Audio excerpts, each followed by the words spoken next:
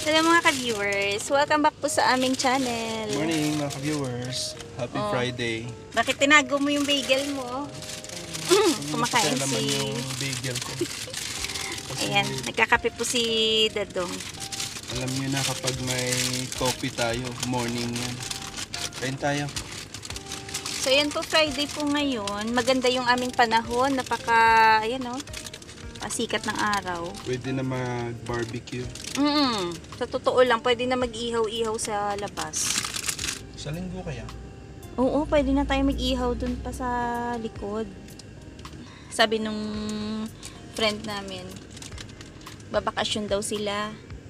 Sabi niya, sabay kami pag nagbakasyon kayo. Sabi ko, wala pa kaming balak.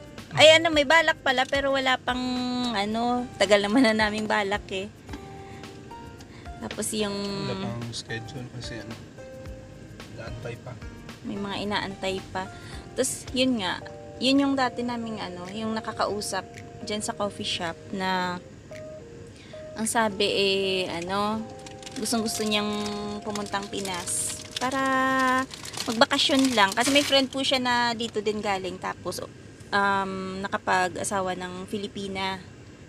Tapos yun, umuwi sila ng Pinas at madalas daw siyang ina-update kung anong ginagawa niya dun sa Pinas ng friend niya. Curious lang siya. Na-curious siya sa lugar natin doon sa Tsaka, Pinas.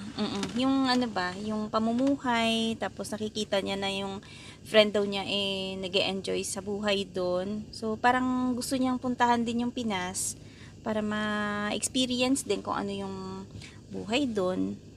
Sabi niya parang napakasimple daw ng buhay na unlike daw dito na parang more on work lang, no? Canadian na yun. May bahay na siya dito. Na siya, retired na. Itong nakakausap namin.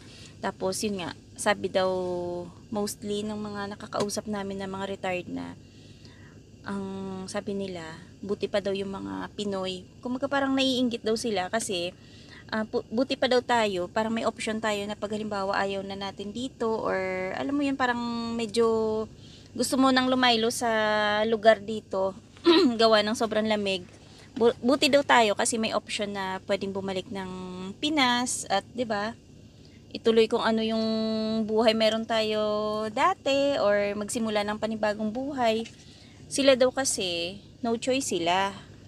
Kundi dito lang sila. Syempre, lalo na pagka-retired ka na tapos yung iba kasi hindi naman kasi lahat ng mga nag-retire na dito bayad na lahat ng mga bahay nila. So may iba na siguro, parang hirap sila na i-enjoy yung pag-retire nila. Ganon. So parang naiinggit sila sa mga sa mga Pinoy. Sabi nila nakikita daw nila yung buhay ng ibang mga friends nila na umuwi doon na nakapag-asawa ba ng mga Pinay na parang ang dali lang daw ng buhay. Alam mo yun, parang lalo pag nakapatayo ka daw ng yung hindi naman ganong kalaking bahay pero alam mo yung wala kang iniintinding mortgage. Nagtatanong nga siya kung yung 100,000 malaking bahay na ba? Dollars ba yun? Sorry. $100,000. Oo Sabi ko, nga. malaki na yan. Kako, sabi ko, 4 na milyon na yan. O, malaking bahay na kako yan. Malaki Pangarap yun. niya lang naman, parang native house lang, babae, kubo lang. Yun yung pinapakita niya kasi sa amin. Yung yung parang modern bahay kubo. Sabi niya, ito yung magandang bahay. Parang medyo mataas tapos may baba ilalim. na bakante na parang pwede niyang lagyan daw ng buyan. gawa sa kahoy. Oo. So yun, parang nakakainggit daw tayong mga Pinoy kasi may ganun tayong option na pwede tayong bumalik sa atin at yung may konting puhunan ka lang makakapagsimula ka na ng bagong buhay doon. Unlike daw dito na talagang pahirapan. Di katulad sa atin na marami kang option. Mag-alaga ka lang ng mga livestock doon. Magtanim ka ng kung anong pagkain. Hindi, tsaka dito, wala silang option na ganun na Kaya, kagaya na to winter. Hindi sila makapagtanim. So, ayun, unlike sa atin na kahit na All year maulan round doon tayo. all year round, pwede kang magtanim. Ayun, lalo na ngayon. Yun nga, cost of living ngayon kasi dito napakataas na din. Sabi nga nung minabasa akong news na, alam mo yun, sinurvey sa lahat ng mga provinces dito, parang ano ba yun, sinurvey yung mga grocery items na parang 109 na grocery items, tapos kinompare lahat ng mga prices sa buong Canada. So bale 10 provinces, 'di ba? Kinompare, alam mo ba yung dito sa amin sa Saskatchewan, hindi nalalayo yung prices niya dun sa ibang mga provinces din na medyo matataas yung sahod. So ayun, kumbaga, parang ang ano nila, yung pricing nila halos magkakadikit lang. Yung pinakamahal lang doon nakita ko yung kanya ng BC. Tapos kasunod nun ewan ko ano, pero tayo hindi magkalayo sa Alberta, Manitoba na nasa 600 plus yung presyo ng Ibig sabihin mas pangkalahatan mura na pa nga yung items. bilihin dun sa sa Ontario. Ay oo, mas mura yan sa Ontario. Hindi kaya dahil malapit sila sa US or nandun yung bagsakan talaga, no? Isa din sa Kaya kahit anong pagtitipid na gagawin mo ngayon, parang ang hirap pa rin mag-budget, no? Kasi di ba nga, ang taas nga na talaga ng presyo ng mga bilihin. Kagaya nito si Dadong, nung mga nakarang araw ka lang naggas pa, no? Dahil nga ngayon ay winter, masyadong magastos sa gas. Tapos ngayon naggas na naman siya. Magkano ginas mo ngayon? 50 ulit? Gastos talaga yung yung buhay din dito sa Canada. kahit saan ka lang naman, basta wala ka pang gastos, mahirap. Truth.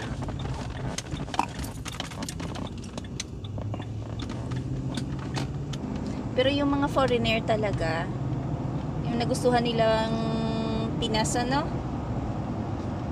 mas mas bet talaga nila yung mag-retire sila dun sa Pinas kasi yun nga, kahit nasabihin mo mainit yung panahon dun, mas na-enjoy kasi nila yung yung bansa, yung sceneries, yung Mura daw pa eh. oo, mura talaga do kasi yung mga Di ba mahilig sila? bilihin, Yung iba yung renta ng mahilig bahay. sa rent, di ba? Mura daw yung rent. Tsaka, syempre, pagka halimbawa kasing dinala nila yung, pag-retired nga sila, pag dinala nila yung pension nila dun, malaki nga naman kasi yung, yung palitan, no? Value. Yung value ng pera nila. Kaya mas, yun, sabi nila, mas mabubuhay daw sila pag dun sila nag-retire sa Pinas kesa yung dito nila gagastusin yung pera nila. Kaya yung iba, yun nga, basta may mga asawang Pinay, mas pinipili talaga nila na magstay sa Pinas.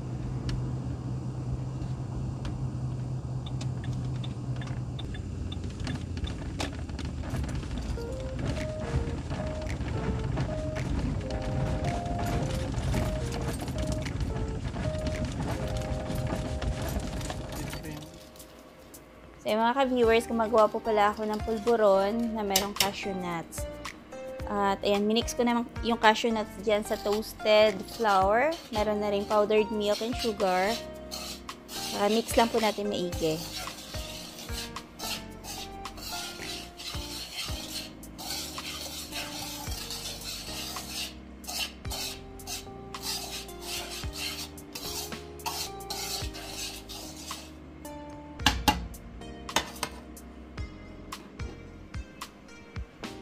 Pwede na natin i-add yung ating melted butter.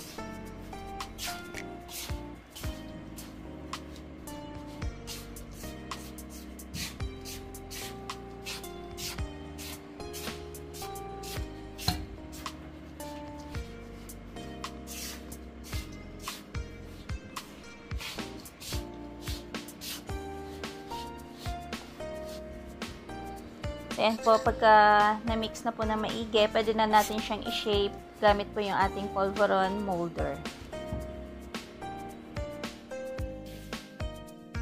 At ito na po yung nagawa nating polvoron. So, takpan ko lang po siya and then ilagay ko lang muna sa fridge bago ko siya balutin.